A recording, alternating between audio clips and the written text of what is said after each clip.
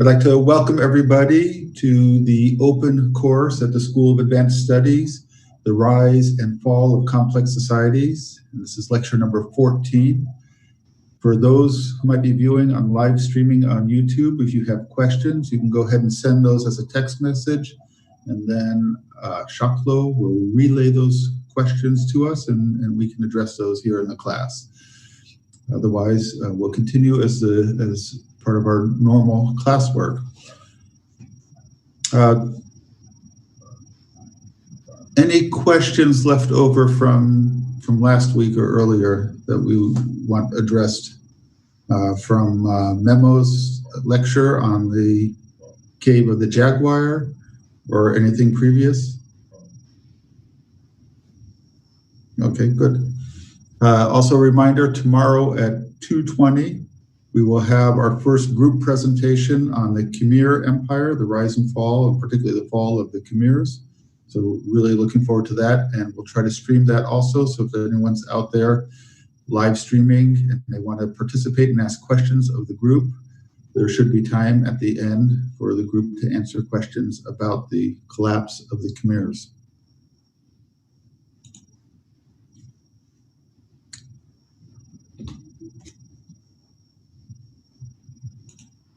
Okay, let me get my slides up here.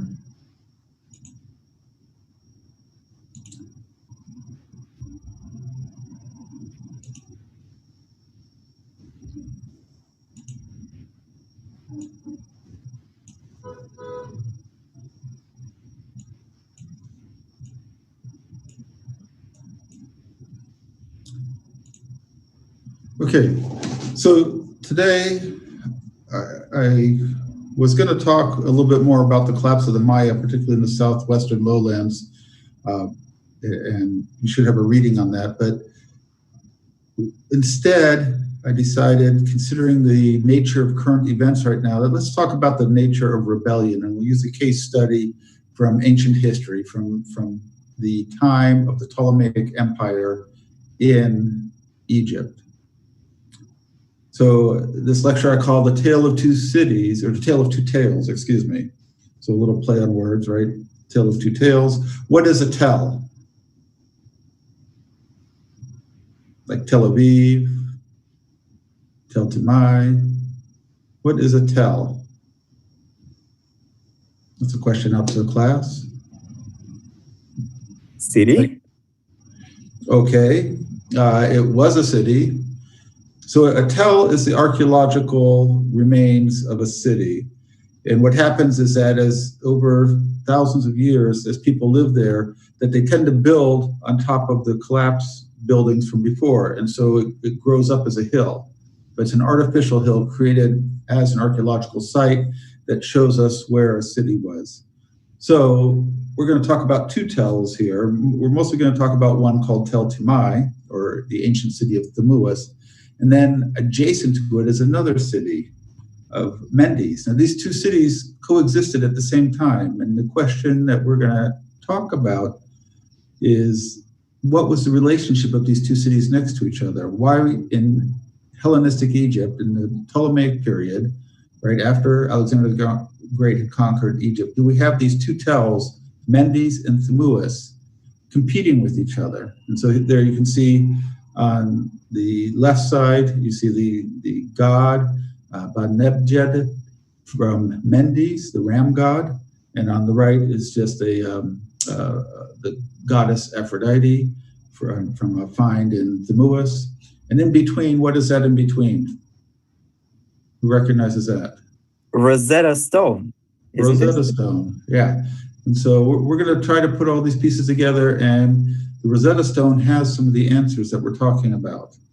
A lot of times we tend to think of the Rosetta Stone just as a key for deciphering hieroglyphics, but no, there's something very important written on it that the kings were talking about. So, but before we get going into our ancient history, let's talk about the nature of rebellion. Now, every day you wake up and you decide if you're going to rebel, don't you? You have like a list of things that you're going to do: brush my teeth, put on some clothes, maybe now that we're at home, it's optional. Eat breakfast, join a rebellion against the country. Like for tomorrow, later in the week when I've got more time, right?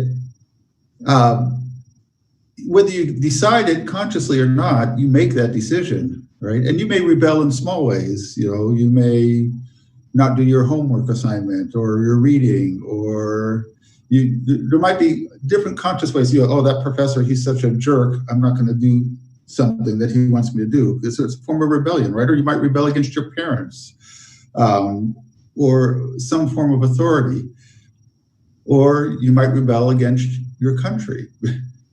And it probably would have seemed more abstract a month ago than it seems now when we watch what's going on in the United States. To your parents who had been involved in the rebellion, the revolution in Russia in the 1980s, it probably seemed more real also.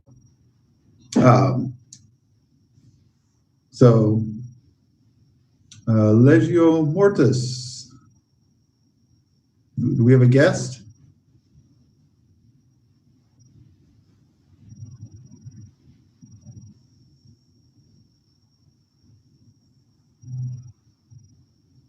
I suppose.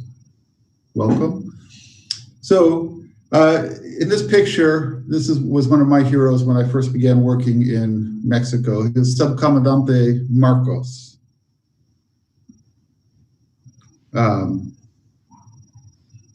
Has anyone heard of him? So there was an insurrection in southern Mexico in the Maya region, right? And a lot of the Maya were involved in this. And they were in rebellion, and they claimed an autonomous area within Mexico for quite a while. Eventually, they negotiated a peace settlement with the Mexican government. But he became kind of an icon of rebellion in Mexico during this period in the 1980s and 1990s. I loved his image. And in Mexico, there was a lot to rebel against. I think his identity was finally learned that he was a school teacher. And I don't know what's become of him these days. But a group of people had formed a concept to rebel against the country. Now the question is, why would you rebel against your country?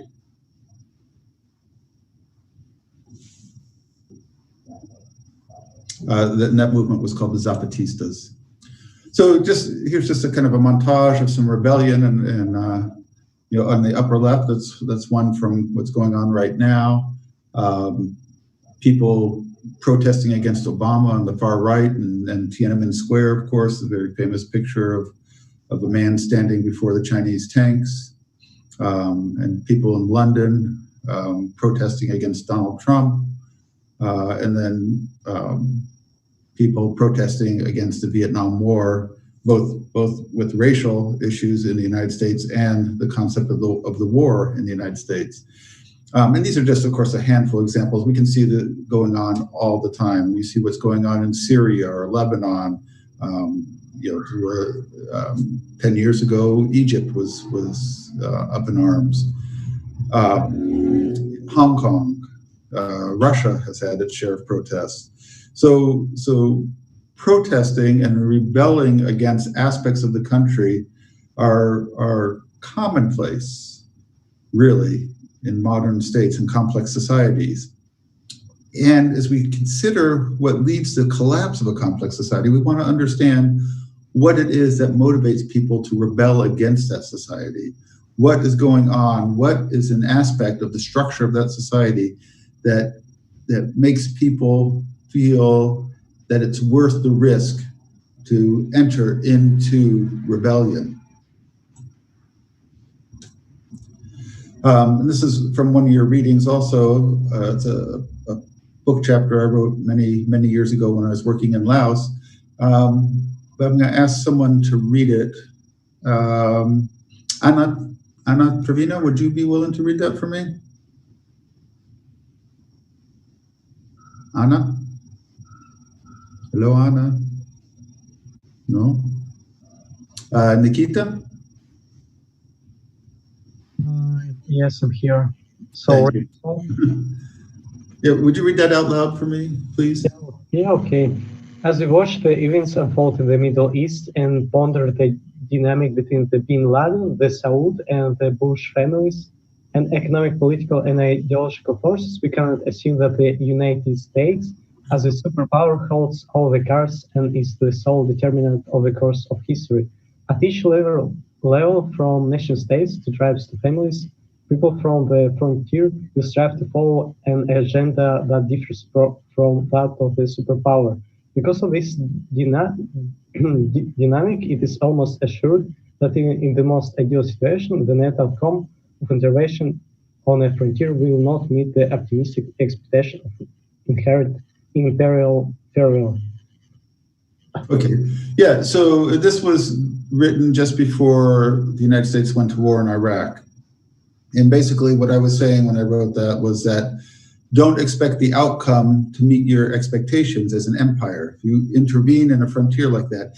And the reason I was doing it was drawn, what the whole article is about, was drawing analogies from history, from archaeological evidence in Mesoamerica, when empires tried to impose their will on top of frontiers, that the factions, the motivations of the people on those frontiers are not the same as the motivations of the government of the empire. And so it's very unlikely that you would ever be able to coordinate all those people to want to behave, to exert enough power to make all those people behave in a way conducive for you to meet your strategic and your economic objectives when you enter into a conquest of a region.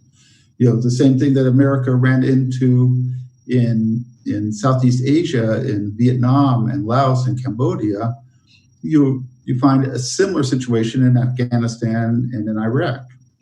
So what we want to think about is, what are the motivations of the people who are resisting these things? What are the motivations of the people in the United States who are protesting against it?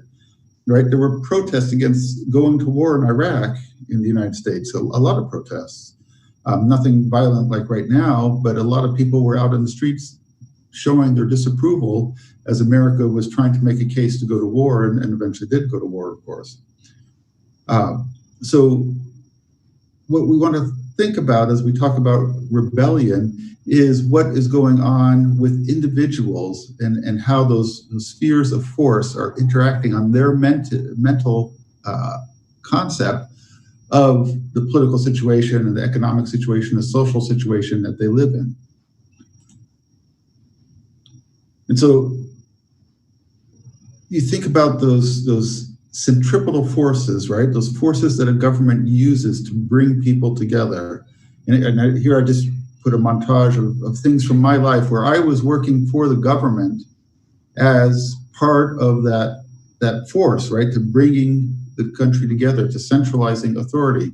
So at the far right, as a young man, as a police officer, right? Enforcing the laws of the country in order to keep cohesion of the country, right? So it's an aspect of coercive force as well as social force, right? I like to think that I was a police officer who tried to help people deal with the stresses of society to make it less stressful and therefore make them feel more comfortable being a member of that society.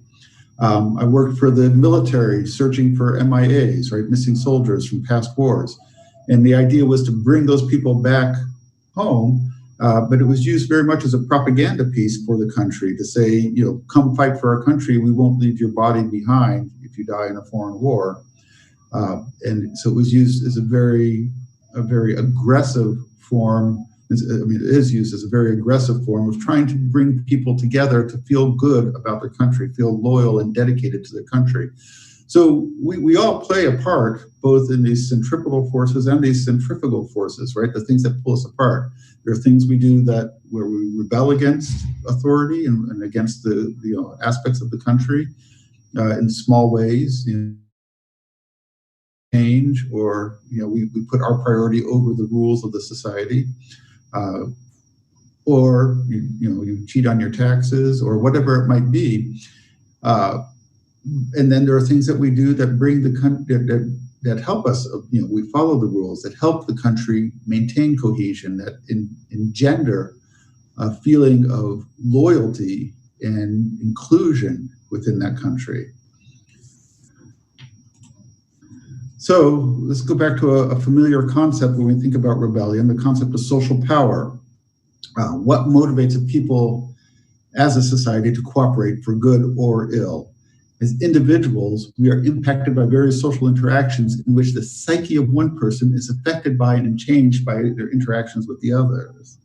Now, this is never more true than now that we have social media.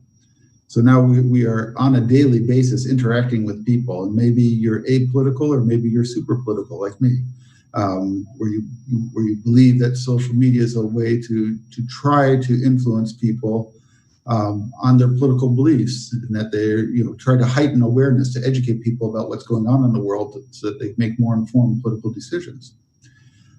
That's a form of rebellion in some ways, right? So we have different ways that we are influenced by social power and that we contribute to social power within a society. So sources of social power, here's just a kind of a business model that was put out at one point, and it looks at the relationship, multifaceted form of social power of information, expertise and charisma, legitimacy, rewards, and coercion as different ways that we are influenced, in this case, and for this model, in a workplace, right? What makes you want to work well? Getting paid, getting bonuses, under threat of being fired.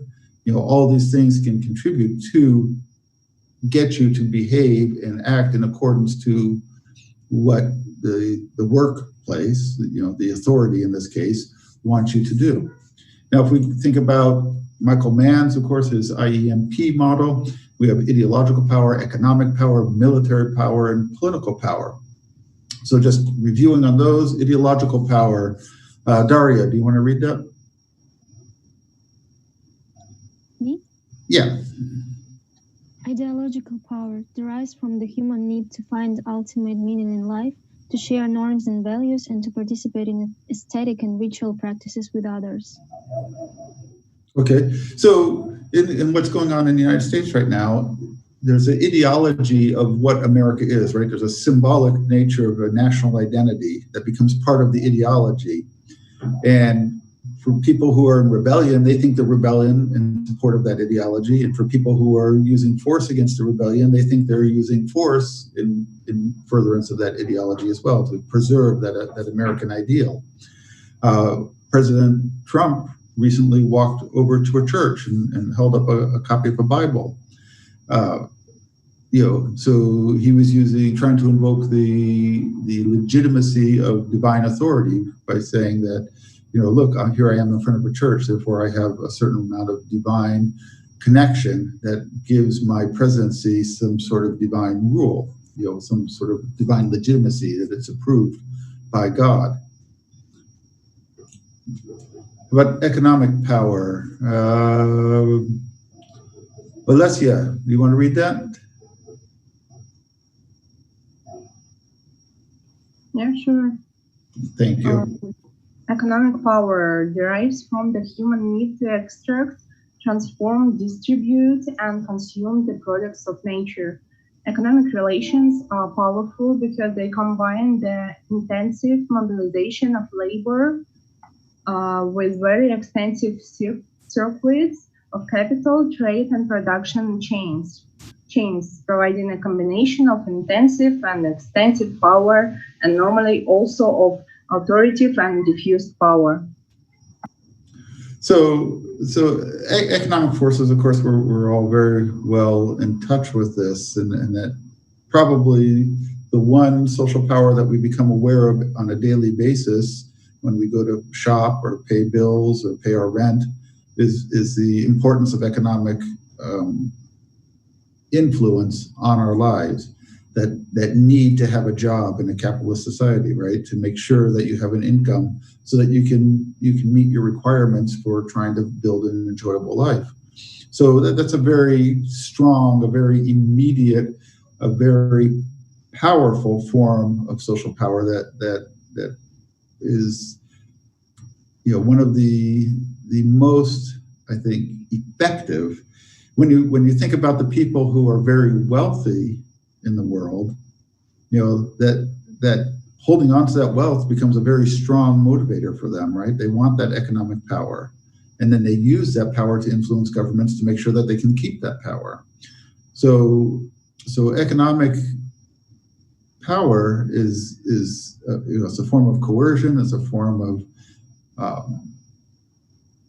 making people conform to the structure of society, and failing to do so could leave you destitute without a means to be able to eat, survive, or have housing or medical or anything.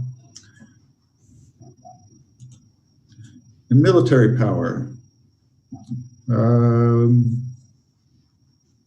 Sophia, did I call on you already? No. Yeah, I can. Military power, the definition of military power is a social organization of concentration and lethal violence. Yeah, lethal violence. But, I think it's more than that. I mean, if you look at the riots, in general, the police try not to use lethal force, right? Because, well, for multiple reasons, ideological reasons and moral reasons, that killing people is obviously considered bad. To kill your own countrymen. There's been an outrage that President Trump had threatened to bring in the regular military into quell riots. But also, I think politically, there's a recognition that overuse of violence then incites further rebellion. Right, then people lose any sort of confidence that the government maintains legitimate authority derived, in the case of America, derived from the people who supposedly, in the structure of the Constitution, give the authority to the political leaders. But it's probably one of the biggest considerations you have when you think about rebelling, right? Is what if I go to jail? What if I have fines for my behavior? What if I get injured? What if my friends get injured? So there's consequences, physical consequences, incarceration and potential death if you become involved in rebellion. And so that's a major consideration, obviously. When you're actually making that decision, if you're really upset with society and you decide whether you're going to go out and rebel or not, that may be the thing that you're most thinking of, is that threat of military coercion, that's military power, the police power, that's gonna threaten your livelihood and your existence if you become involved in the rebellion. And let me go to another page here. Elisabetta, do you want to read the political power? Yes. Okay. Is the centralized and territorial regulation of social life. The basic function of government is the provision of order over this realm.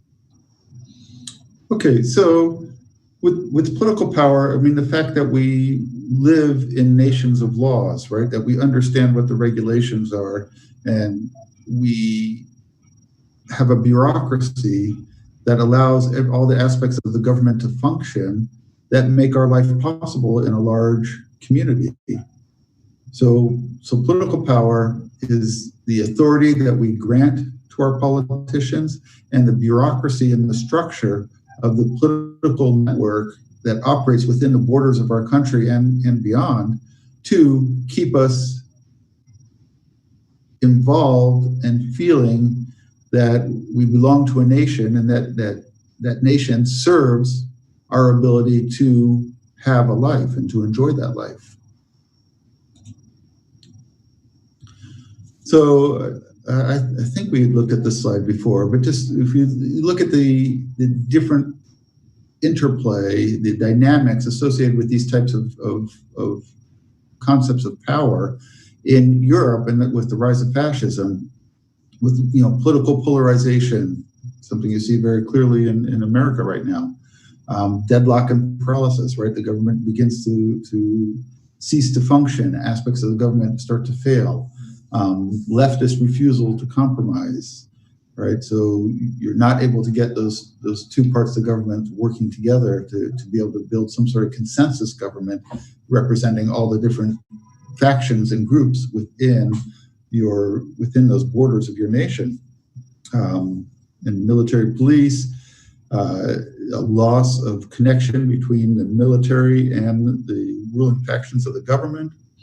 You can have economic recession. It increases the amount of stress that people feel. When you feel more stress, you're more likely to lash out.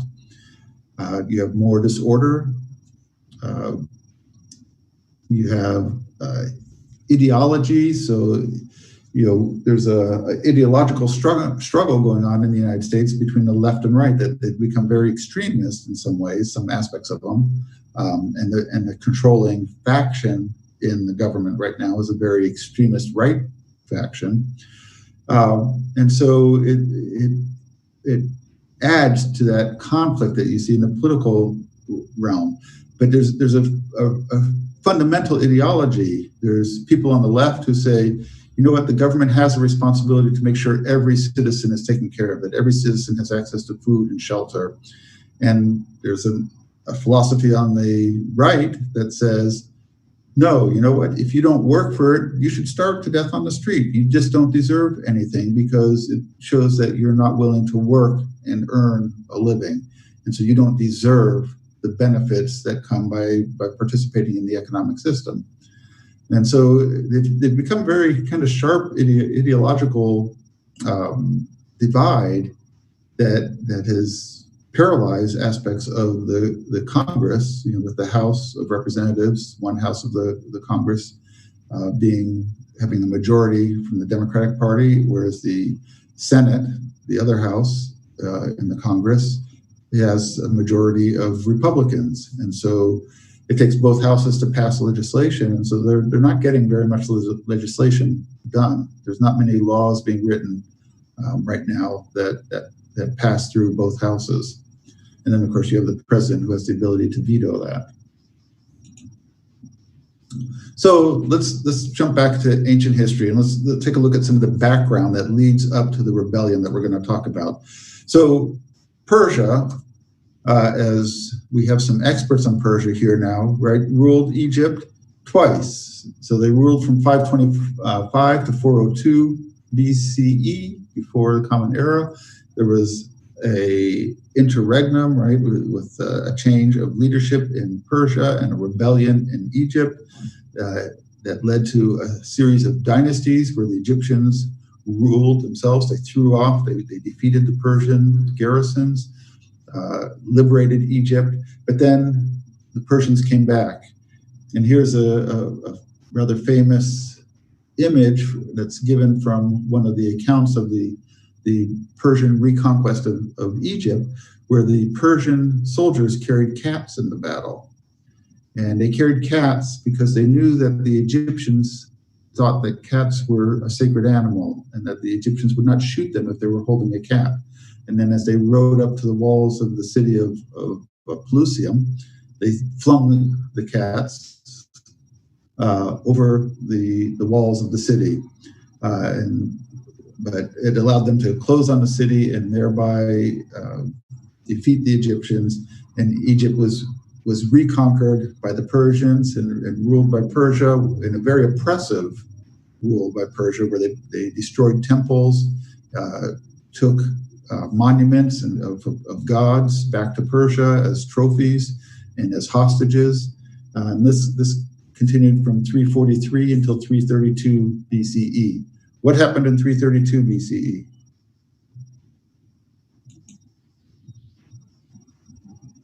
So this just shows the Persian Empire, and of course the area we're talking about here in Egypt, with Pelusium over here.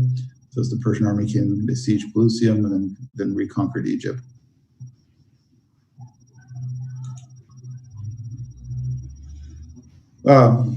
These are just the dynasties that ruled while the 20th through 30th dynasties before the Persians came back and reconquered Egypt.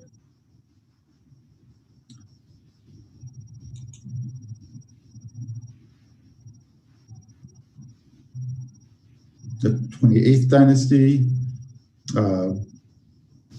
When they liberated Egypt, they moved the capital of Egypt over here to Mendy. So one of the cities that we're talking about was the capital of the entire nation of Egypt during this period of independence from Persia.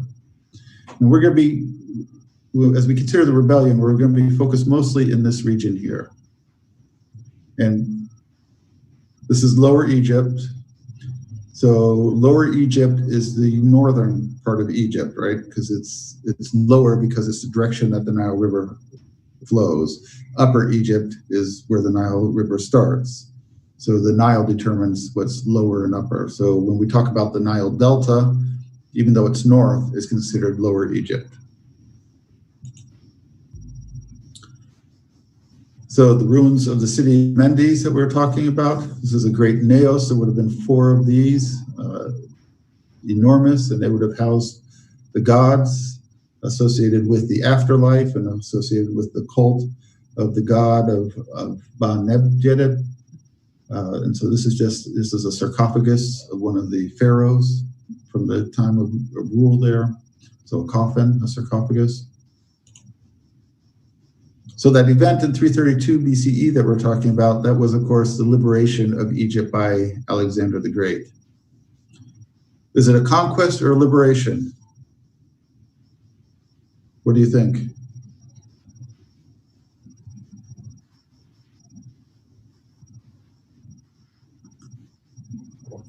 There wasn't much fighting in Egypt. When Alexander the Great's army came into Egypt, the Persian garrisons weren't able to put up much of a fight. The Egyptians greeted Alexander the Great as a liberator. They saw him as freeing them from the yoke of the Persians. Of course, they were now under the yoke of the Macedonians. Alyssa, yeah? But wasn't there like some controversy about it? That some that they only didn't fight that much because they've heard of earlier battles of Alexander the Great, and some of the people in power just said, okay, we're gonna go to Alexander because then we can have our privileges if he sees, okay, we come quietly? Yeah, at this point, Alexander the Great had already won a series of major battles. He'd just finished the siege of Tyre. And so yeah, there weren't many people who were willing to stand against him left in the Persian Empire. So yeah. For the Egyptians, though, the majority of the people who were there, and some of the garrisons who were there, the Egyptian military there were mercenaries or people who were brought in to help defend the Persian Empire, like the Jews, for instance. So, yeah, but for the Egyptians, Alexander the Great freed them from Persia. And as I mentioned, Persia was being quite a cruel ruler at that point, with them doing a lot of damages and increasing the taxes on the Egyptians as punishment for the rebellion before. And one of the things Alexander the Great does when he gets to Egypt is he goes to the Siwa Oasis, and there he sees the oracle of the god Amen.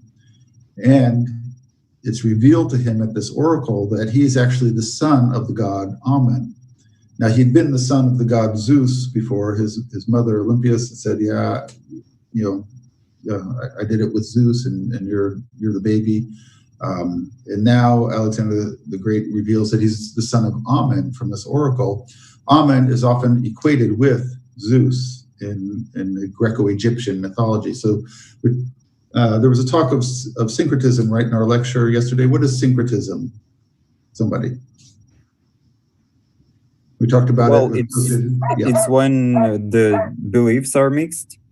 Yeah, right. So there's a blending of religious ideologies, and that was very strong in Egypt. It started before Alexander the Great got there, when after contact with the Greeks and the Egyptians, they began to see parallels between their different gods, and so they would equate these gods, and oftentimes they get melded together. And this becomes more prevalent after Alexander the Great, and as we enter into the Hellenistic period, right, the period after Alexander the Great's death until the death of Cleopatra, when Rome eventually conquers Egypt.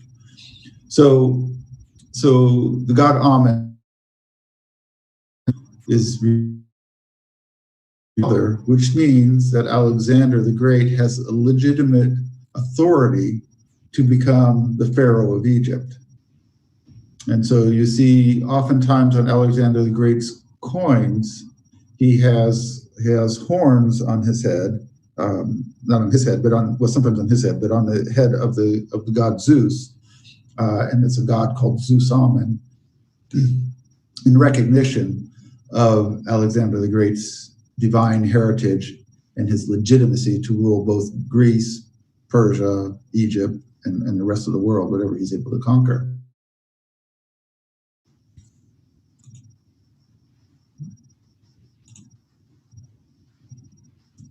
So just some representation here. You can see a coin. This is with Alexander the Great. And you can see just barely over here that there are some horns, those almond horns. Question. So Alicia, did I see? Yeah. How much of this Alexander being a liberator in Egypt is Macedonian or Alexander's propaganda strategy, and how much is it like actually real? I think it was quite real to start with, and we're going to talk about that. That's the direction we're going, is what is the relationship that Alexander the Great has with the Egyptians.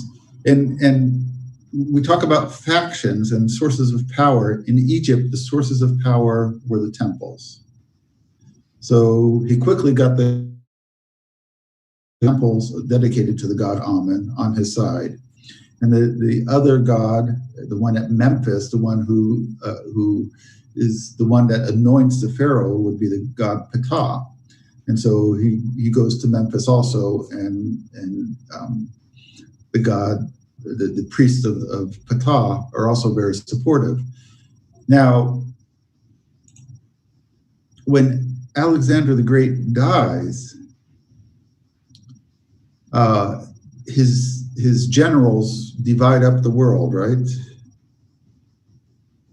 So this is called the Diadochi, or the successors of Alexander the Great. And with his death, we end the Hellenistic period, right? It's where the Eastern Mediterranean world is occupied by these successor states, right? These states, the broken up empire of Alexander the Great is being ruled by these various people who had been part of, his command staff mostly, and they begin to compete with each other, like pure politics. Now the question that Alyssa asked is, what was the relationship that these Macedonian generals, who are now the pharaohs of Egypt, had with the Egyptians? Let me ask, unless someone wants to volunteer. Leonid, do you want to read this one? Yeah, of course. Wait. In the year 15, month Pacus, the 10th day was appointed for the king's holy. Huh?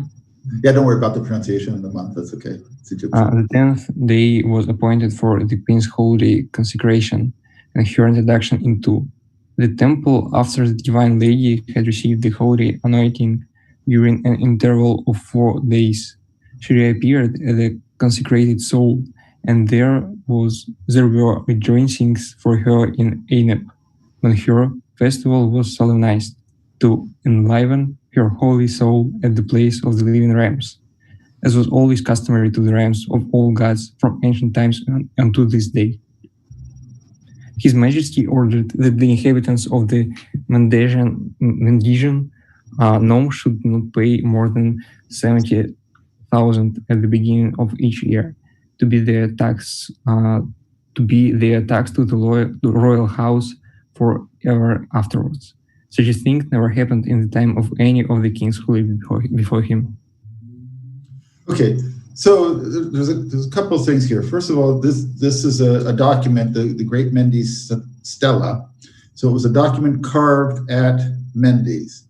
and it was commemorating the visit of Ptolemy II. So Ptolemy I was one of the companions of Alexander the Great, one of the generals of Alexander the Great, and his son, Ptolemy II, succeeded him in the 3rd century as the pharaoh of Egypt. While he was pharaoh, he came to visit the ram god of Mendes, and he participated in the annual ceremony there. He helped rebuild the temple from the damage that had been done to the Persians. His own wife had died. He built a shrine to her, to Arsinoe, so there would be a temple to her as well, as she was deified in her death. And he granted some tax relief to Mendes. And so he was making a very strong work with and to synchronize his rule with the priests of the ram god, which was one of the big cults, right? Mendes had been the capital of all of Egypt between Persian rule. And so here he was making a very prominent effort, a very expensive effort to get in good with the priests of Mendes. So does that kind of addresses what you were asking, right? Alicia, what was the relationship between it? The evidence on the stela seems to suggest that as you get into the middle of the 3rd century, that relationship is pretty good between the pharaoh and all the different cults within Egypt, they're making a strong effort to make sure that they're having the support of the priests to help rule Egypt. So we know from other statues that the military commander at Mendes, for instance, was an Egyptian, wasn't a Macedonian. So that, it shows that there was enough confidence that they allowed the existing Egyptian infrastructure to stay in place. And they allowed the Egyptians to exercise regionally a degree of self-rule, as long as they were paying their taxes and that they were loyal to the pharaoh, the Macedonian pharaoh.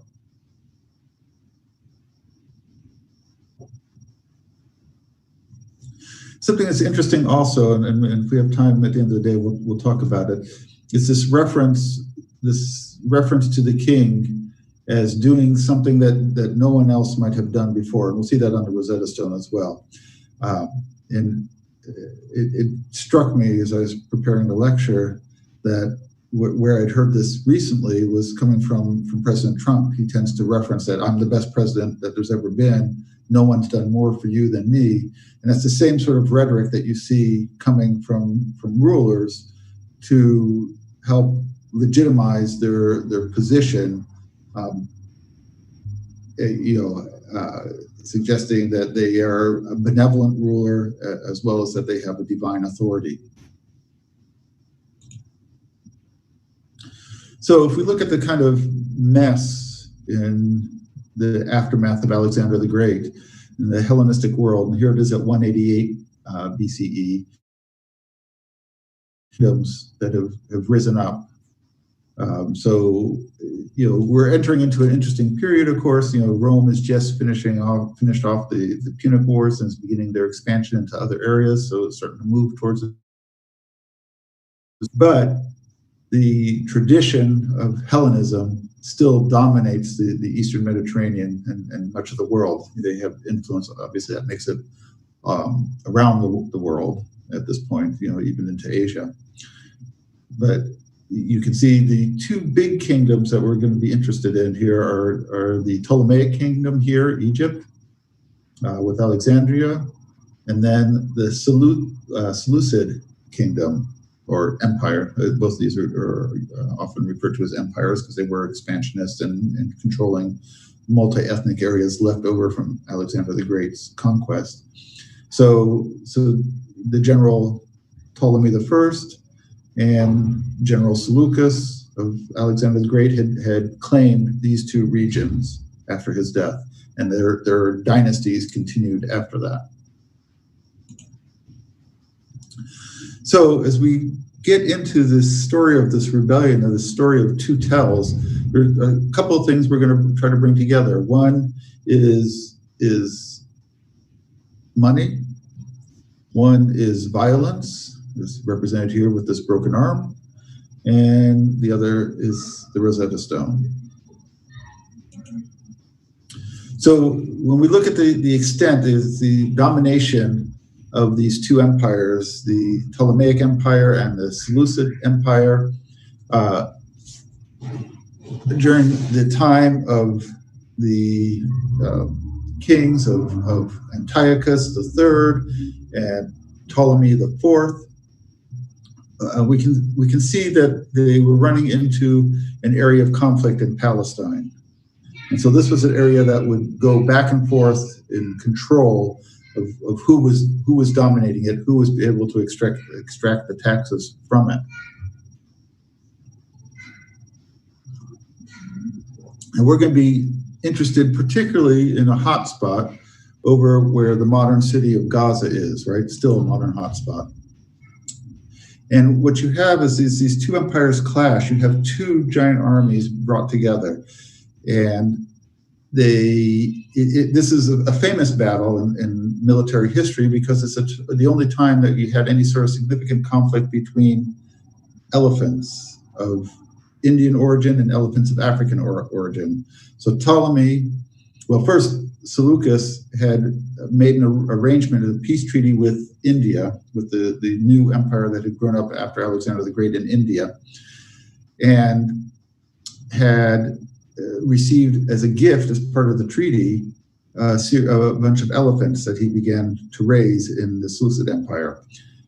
This was instigated an arms race between these Hellenistic kingdoms, and Ptolemy then sent expeditions down into sub-Saharan Africa, into Nubia, to get African elephants. And so they both began to build these elephant armies.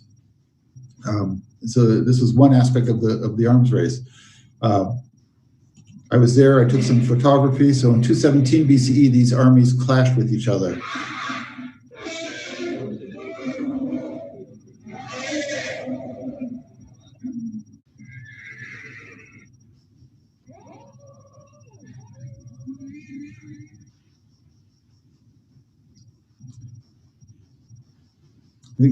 It's nice to be able to have just a visualization. If you can imagine what warfare was like in this time period, as people came onto a battlefield to face something like elephants in battle. This is actually from a movie about the conquest of Carthage, and so we don't have elephants on both sides in this. But I thought it was nice, so you can just to help imagine what having these war of elephants, to be what it was like as a soldier on the battlefield facing elephants. So in the end, Ptolemy was able to win the war. So he defeated the Antiochus, the Seleucid emperor, at the Battle of Gaza. They established a peace, and they were able to go back home. But it was a tough fought battle, and it was a lot of it was fought in constructing their armies in the first place. Question?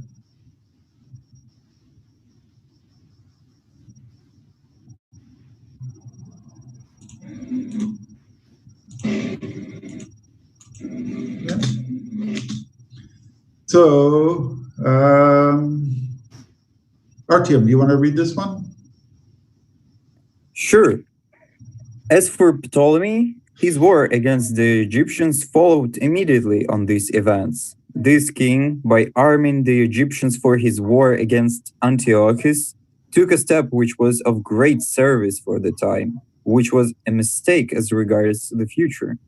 The soldiers, highly proud of their victory at Raphia, were no longer disposed to obey orders, but were on the lookout for a leader and a figurehead, thinking themselves well able to maintain themselves as an independent power, an attempt in which they finally succeeded not long afterwards. So in the preparation for the Battle of Raphia, one of the things Ptolemy did to increase the size of his army is he recruited 20,000 Egyptian warriors. Now, usually the Macedonians like only the Macedonians to be part of the regular military. Even though the Egyptians had a warrior class within the society, it had largely been defunct after the conquest of Alexander the Great. They had generals, they had units. So what Ptolemy IV did is he took those Egyptians, 20,000 of them, trained them and armed them to fight like Greeks, and took them to war against Antiochus, and was able to win the battle. But those 20,000 soldiers came home after the war. And you can imagine, as a soldier, living in a society where you're, however benevolent you might think that the Macedonians were, that you are a second-class citizen. Economically, socially, your status in society is less than that of the Greeks. And so now you're armed, trained, and you're feeling pretty good about victory, and you come home and you decide that it's time to rebel. You make that decision. Now, can you think of other examples of this sort of story of soldiers coming back home and being less patient about being second-class citizens? Not sure about second-class citizens, but decabrists rebellion in Russia was kind of the same, because the aristocracy, like the educated aristocracy that were at the same time soldiers, rebelled against the power because the power was doing the thing that they didn't like, in a sense. Okay. Yeah, oftentimes you do see that with these kind of secondary nobles within a hierarchy being a source of rebellion, the Magna Carta, for instance, in England. But if you think sometimes, and I don't know what happened in the Soviet Union post-World War II, but in America, when black soldiers came back from war, they helped initiate a new civil rights movement within the United States for African Americans.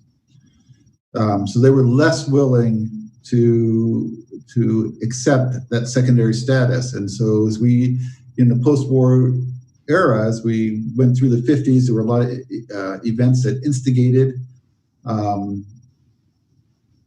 the African Americans and other Americans to become more engaged in achieving some sort of civil rights, to finish some of the aspects of the Civil War that had fallen apart in the post-Civil War years and Reconstruction period in American history.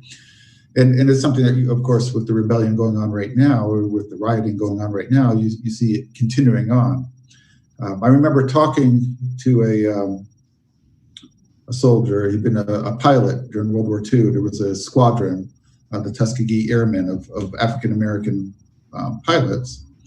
And he had said that first, when he went to war, he ended up getting shot down. His plane was hit by an anti-aircraft round. He parachuted out, landed in a tree, and a German soldier came to capture him, and he was stuck hanging in this tree. And he said this young German soldier came up, looked at him, and saluted him because he was an officer.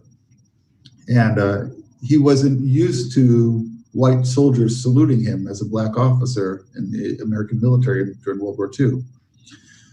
Then, when he came back after the war, he became involved in civil rights. He said, I was involved in civil rights, gay rights, women's rights. He says, I just didn't want to ever see anybody oppressed again as an African American. And so he became very active in various, rights of different groups within the United States. So yeah, an amazing man. He was in his 90s when I last saw him. I'm not sure if he's still alive. So as we see in the record by this historian Polybius, that he records these events and sees the trouble that Ptolemy had brought on himself by arming these Egyptians, and that they came back and they became essential in the rebellion. Yeah, listen. Why was this German guy saluting him?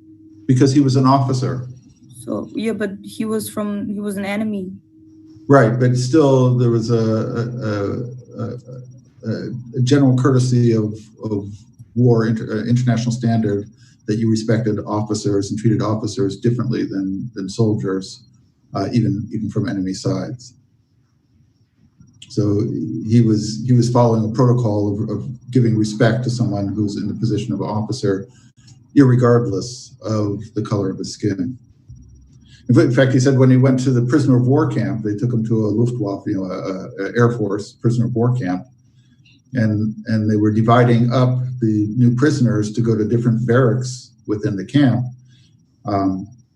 He was surprised that he said a big Southern soldier, American soldier from the Southern United States, where there's a long history of prejudice, came up and said, we want the black guy to be in our barracks. And he said he was so surprised that they had wanted a black man to be in their barracks with them, because there were not very many black, soldiers. He was probably the only one in that prisoner of war camp.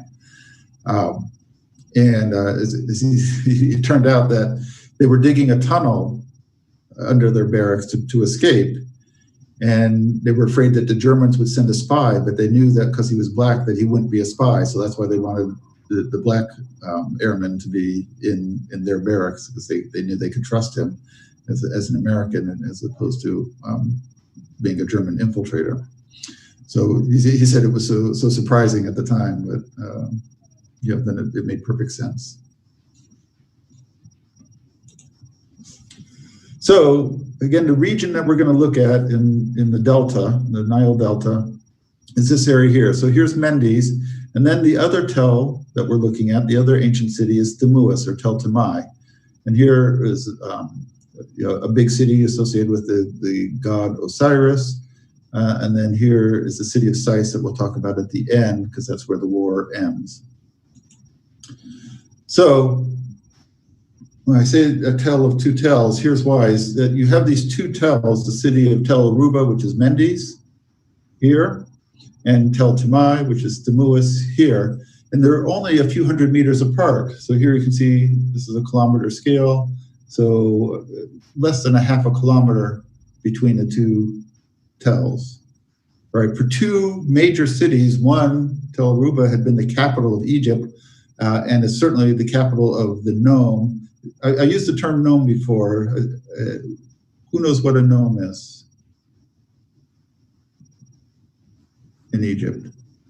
It's a province, like an oblast, right? It's a economic and political organizational unit within Egypt. So Egypt's divided up into various nomes of Lower Egypt and nomes of Upper Egypt, and those maintained all the way through until the Christian period, when you had you had a religious reorganization, still following some of the early nome organizations. And nome is a Greek word, of course. So you have two cities next to each other, and the question is, what's going on with these two cities? How did this one grow up to be a competitor with this one, the one to the north?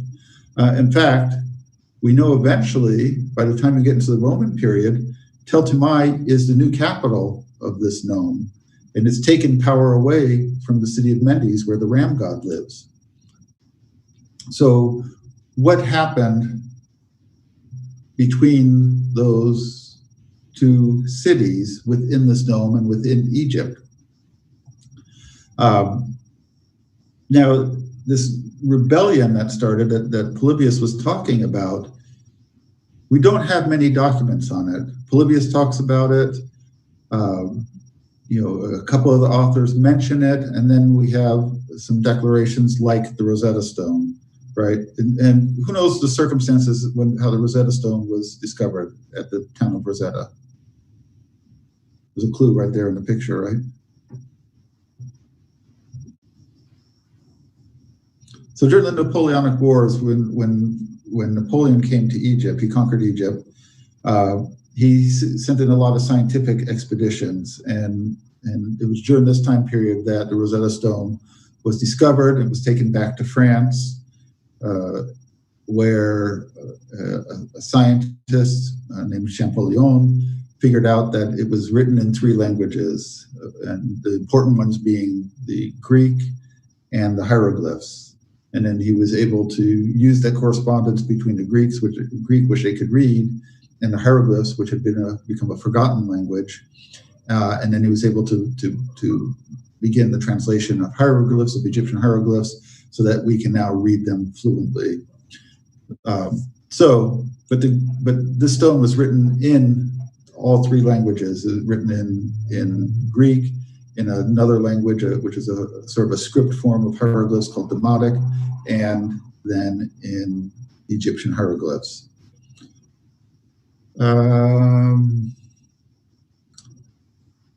Alyssa, do you want to read this one? Sure.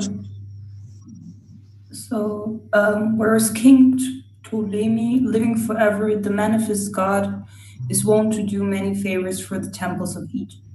He ordered concerning those who will return from the fighting men and the rest of the people who had gone astray in the disturbance that had occurred in Egypt, that they should be returned to their homes and their possessions should be restored to them. He went to the fortress of Scan, which had been fortified by the rebels with all kinds of work, there being much gear and all kinds of equipment within it. He enclosed that fortress with a wall and a dike around it, because of the rebels who were inside it, who had already done much harm to Egypt and abandoned the way of the commands of the king and the commands of the gods. He caused the canals which supplied water to that fortress to be dammed up, although the previous king could not have done likewise, and much money was expended on them. Okay, so what I forgot to explain is that the rebellion began after the king who had won the Battle of Raphia, Ptolemy IV, died or was murdered, and his young son, who was only 5 or 6 years old, Ptolemy V, took control in theory, but he was really being manipulated by some of the generals and bureaucrats from his father's court, the ones who seem to have been orchestrating some of the murders within the palace as well. So the young child, Ptolemy, in 204 BC, found himself in a rebellion, facing these. And so here on the Rosetta Stone, this inscription talks about, and this is now 196, so 8 years after the rebellion had begun, it talks about besieging one of the cities in the Nile Delta. We don't know exactly which city. The Greek name for it would be Leontopolis, but you can see that there's a very elaborate investment in besieging and destroying this city that was involved in the rebellion. 196 is an important date also, and this is called a Memphis Decree. And so there were a series of decrees written at the city of Memphis, which is just outside Cairo, where the priest of the god Ptah, the one who helps legitimize and crown the pharaoh, would inscribe these trilingual inscriptions to make announcements, decrees that would then be reproduced and scattered throughout Egypt so everybody could read them. In fact, at the bottom of Rosetta Stone, it says that this shall be carved in hard stone and put in every city so that everybody can read this inscription. So there should be many, many Rosetta Stones out there. I think we've only found a fragment of one other one so far, but there should be many. So in this decree, Ptolemy is now of age to actually become crowned as pharaoh. So he goes to Memphis, to Cairo, and the priests of Ptah crown him as pharaoh, and then he's trying to figure out how to put an end to this rebellion, to this insurrection. And so he's talking about the rest of the people who had gone astray in the disturbance that had occurred in Egypt, that they should be returned to their homes and their possessions restored to them. So if you were involved in the rebellion, he's saying, stop fighting, and you can come back to your home and you can have your things. We will forgive you for being involved in the rebellion. He's trying to grant an amnesty to people involved in the rebellion. So there's promises on the Rosetta Stone about reducing taxation and stopping impressment of priests into the Navy, where they would capture priests who were merchants selling up and down the Nile and force them to join on a warship. So there are all these efforts to try and make some compromises. The rebellion continues for another 10 years, but there was this effort, and it's documented on the Rosetta Stone, about trying to find a way to end the rebellion and talking about the king's great victories in the rebellion, saying that that we're winning, so you should take this opportunity to accept a peace treaty and stop fighting against us. Now, the rebellion had gotten so serious at this point that the Egyptians had appointed their own pharaoh. So in Upper Egypt, there was an Egyptian pharaoh. There actually were a total of 3 in succession. One at least was killed in battle. And so you have two Egypts. You have 2 pharaohs in Egypt competing with each other, the Egyptian pharaoh in the south and the Greek pharaoh and Macedonian pharaoh in the north.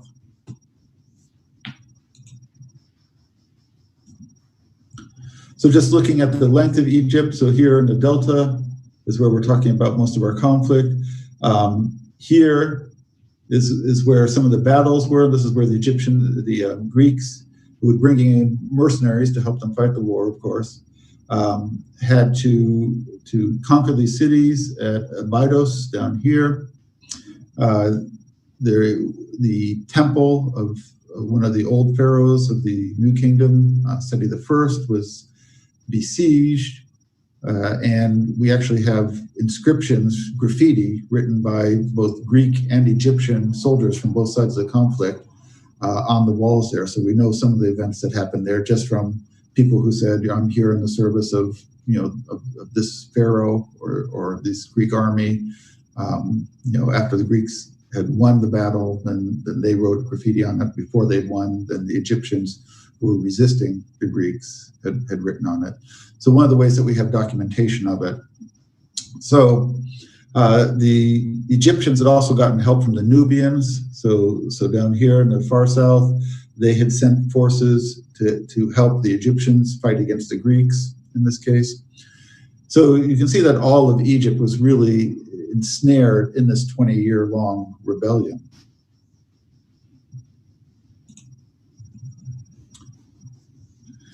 Again, just a view, satellite image of the 2 tells as they relate to each other.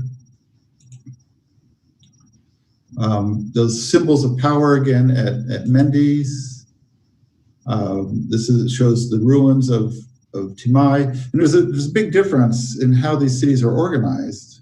The city of Mendy's is organized as a temple complex, a fortified temple complex, centered around the god Banebja, the ram god, with a whole cult of it would have been ram mummies. We just have the sarcophagus, the coffins from those ram mummies there.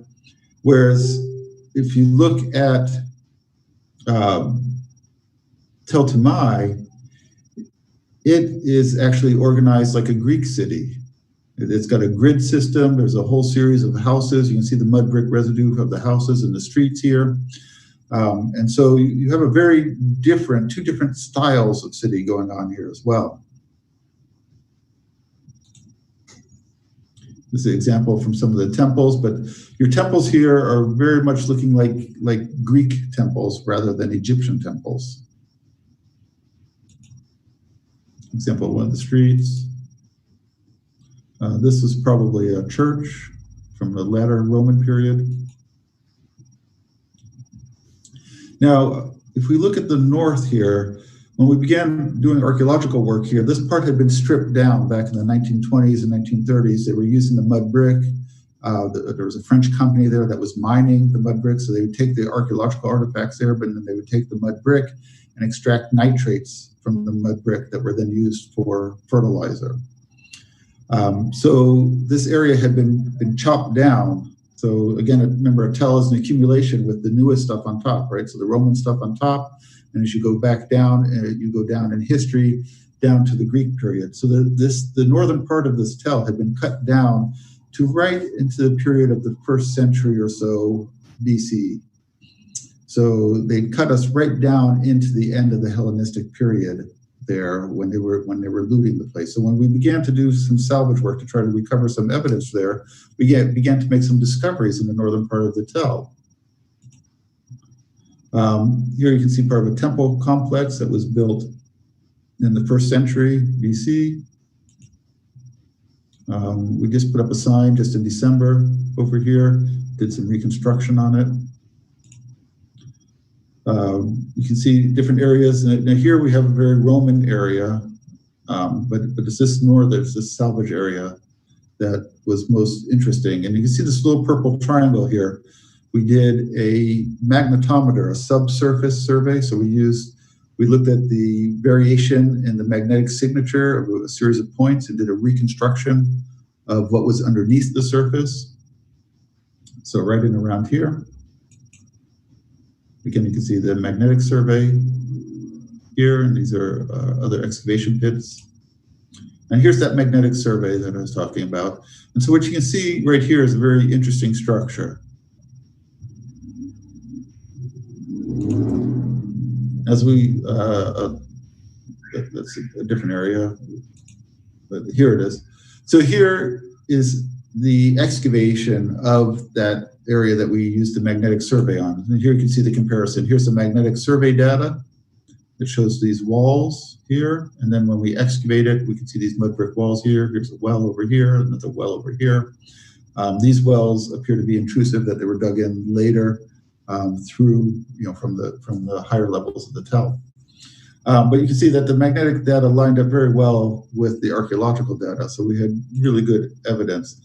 As we began to excavate, we began to find that there was burning going on there, and that things were left in place, that when these houses were abandoned, they weren't abandoned like you're moving out and you take your stuff with you. They were abandoned like, you know what, everything's staying and I'm lucky if I get out alive, sort of things, right? The house has been burned down, it's been destroyed.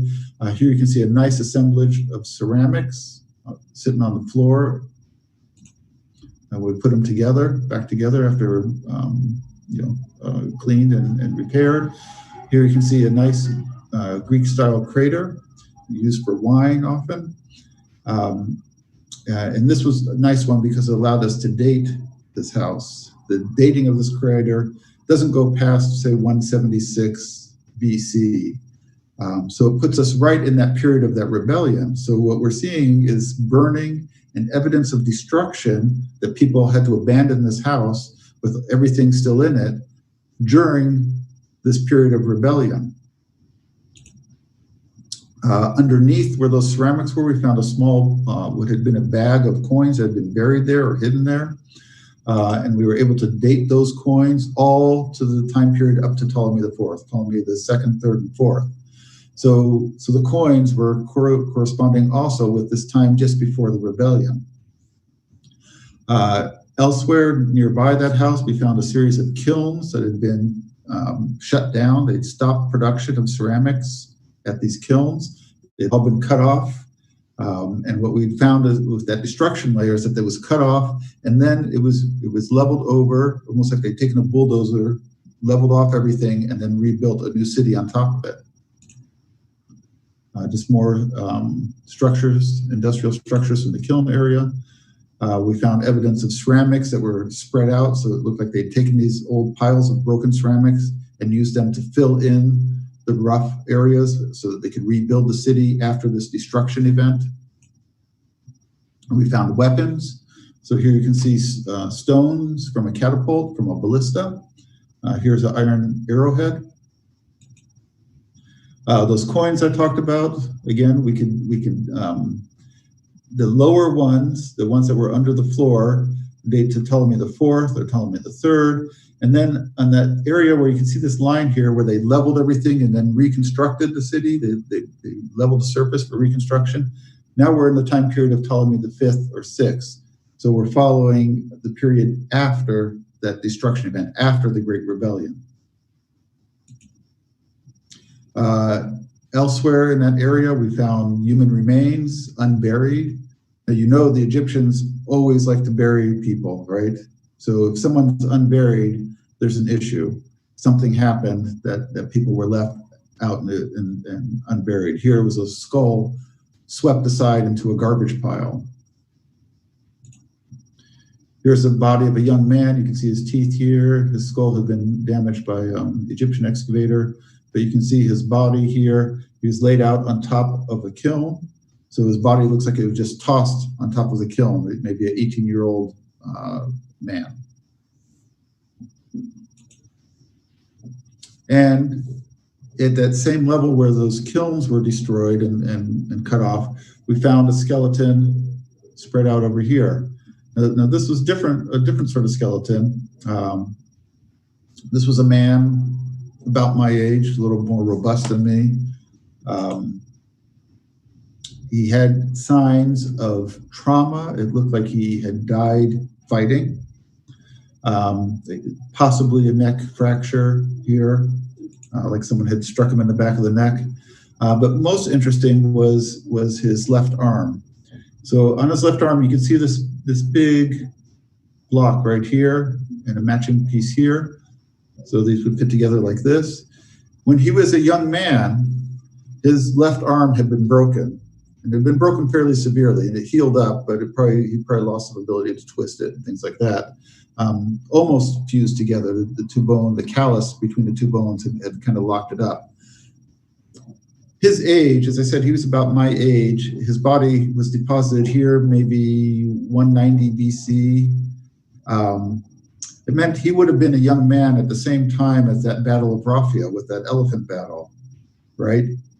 I suspect that he may have been one of these Egyptians who had been involved in war when he was a young man and had his arm broken. And that's the left arm, that's called a perifracture. And it's very typical when you block a blow coming at you or you're holding a shield, that you take the force fracture. You see it in modern police work, but you also see it in ancient warfare, is often a break on the left arm. So it seems that he had it broken when he was young. It healed, kind of with a giant callus, but it healed. And then when he died as a man in his 50s, you can see that there's another fracture right here that's not healed. So he had a perifracture on top of his perifracture. He was defending himself when he died again.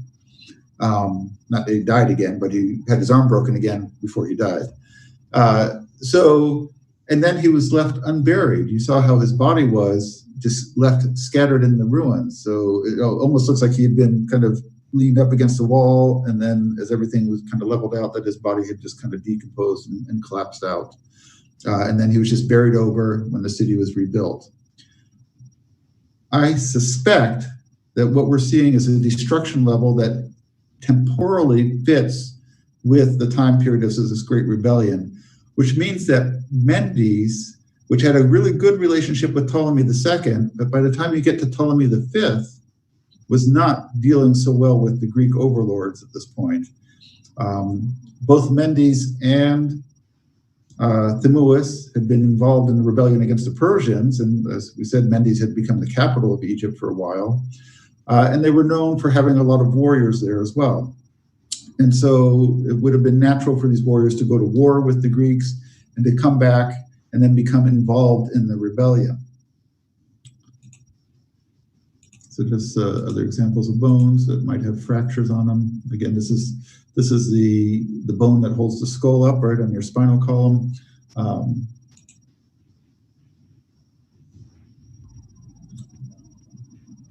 So what's going on in Egypt at this time period is that there's a lot of ethnic tension going on between Egyptians and Greeks, and that this has led to feeding into the rebellion. So one of these aspects of social power is this social status, this socioeconomic role that the Egyptians have. And there's a nice papyrus from 221 BC that tells a little story. It's a legal document about this type of ethnic tension. And Ekaterina, do you want to read this one for us? Ekaterina? No? Sophia Fedorova? Yeah, sure. To King Ptolemy, greeting from Heraclides, originating from Alexander's Isle, now residing in Crocodilopolis in the Arsinoe home. I'm wronged by Xenobastis, who lives in Psia in the Apharsite Nome in Fathom North. 21 of year 5 in the fiscal calendar. It's our terrible names. I met from here in the state Nome on a personal matter as I was passing by her house. An Egyptian woman whose name is said to be Xenobastis leaned out of a window and emptied a chamber pot of urine over my clothes so that I was completely drenched. She hurled abuse at me, shells and spat in my face. So this is a Greek woman who's filing a legal complaint against this Egyptian woman, Xenobastis. Now, Bastis, remember, is the name of the cat god of Egypt, right? So Xenobastis is an Egyptian woman, and she's walking through the neighborhood, and from the second-story window, Xenobastis, on purpose, it seems, dumps a pot of urine, right, from the toilet on top of this Greek woman. They end up in a fight, her clothes get ripped, she gets exposed in public, and so she files a legal complaint with the governor, or with the pharaoh actually, saying that this woman assaulted me, and I want payment and justice because I was assaulted by her. What I like about this is it puts into a very personal level, I think, the type of ethnic tension that's going on between these two different classes of people, the Greeks and the Egyptians.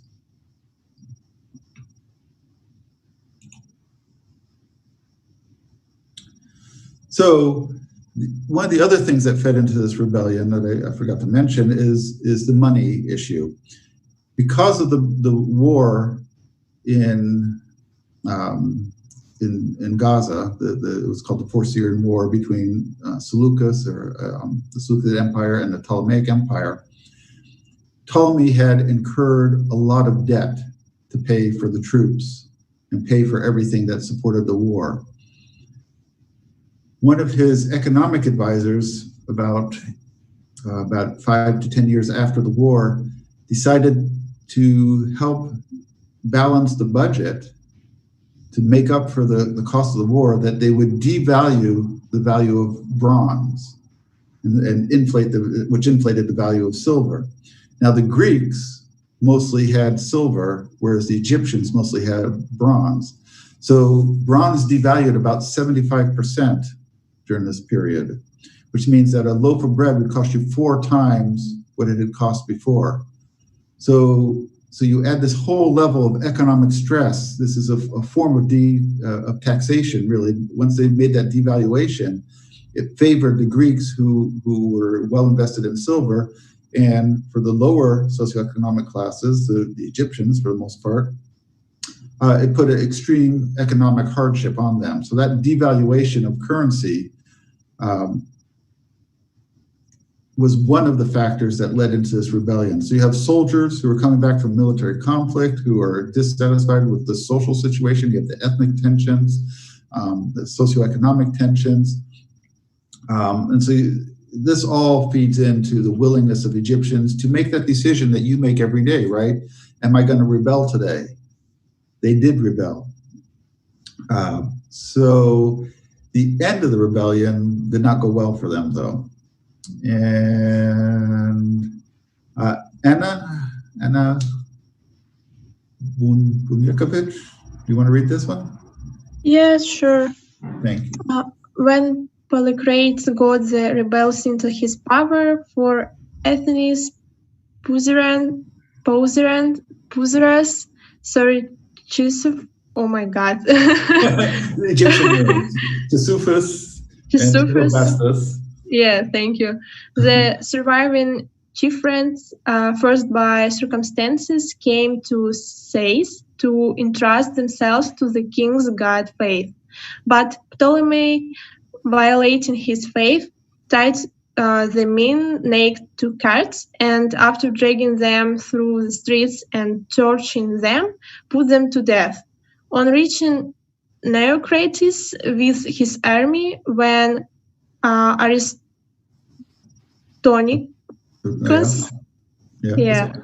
had presented to him the mercenaries.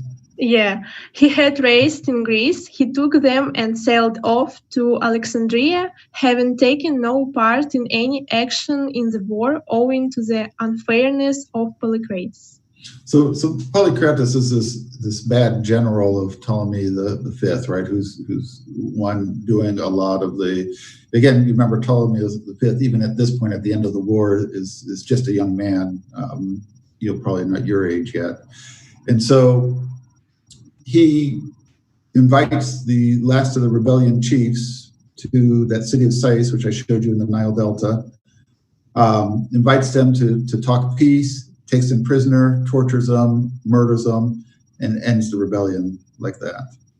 One Greek general they've been sending to Greece for reinforcements. So this Aristonicus arrives at the city of Naucratis, which is a Greek colony in the Egyptian Delta, the city that the Egyptians had granted to the Greeks early on so that they could have a trade and resettle mercenaries who had fought for the Egyptians before and then had settled to live in Egypt.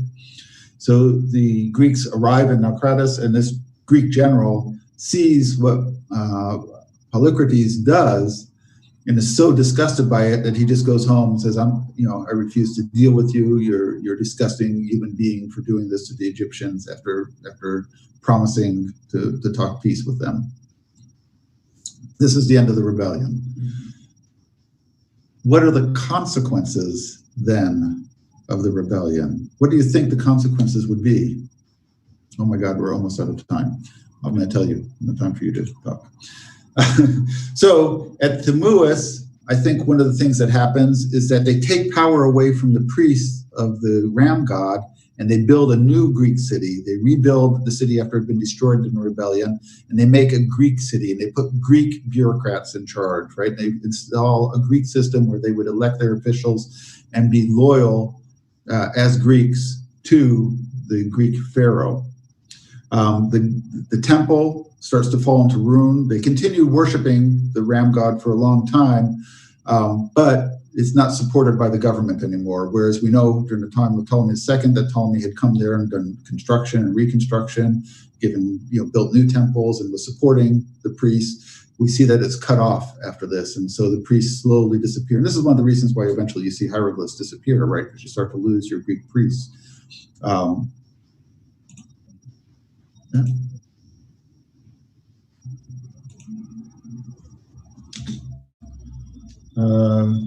Skip that. So the Rosetta Stone, one of the things it also says is that if you want to have a shrine to Ptolemy the god, Ptolemy the Fifth as your god, we allow you to build a shrine in your home to the pharaoh. And we did find a head from one small household shrine in that rubble near where that skull was. We'll skip that. And the ram god, ironically, and maybe as a consequence of losing this rebellion, eventually seems to become associated after the Crusaders get there, that he had such a bad reputation in Egypt that he becomes associated as Baphomet with the Knight Templars and eventually associated with the devil, even though the god was a benevolent god. And so the end of the story of that rebellion is that there was a consequence to the Egyptians, and it included a transfer of political power, a rearrangement, a solidification of Ptolemaic rule, of instilling new forms of power to try to secure the land against rebellion, which was somewhat successful. And I'm going to wrap it up with that because we are out of time. So I'll stay on for a while if anyone has questions. And I know, Shaklo, you want to talk to me also. And I thank you for your attention. And as always, I have a meeting with Easter Island group tomorrow. So if any of the groups want to also meet, let me know. And I thank you. You have a good night. Thank you, Jay. Thank you. Yeah, and like I said, I'll stay on if Thank you. anyone has questions. You're welcome. Yeah. May I Jay. ask? Oh, okay.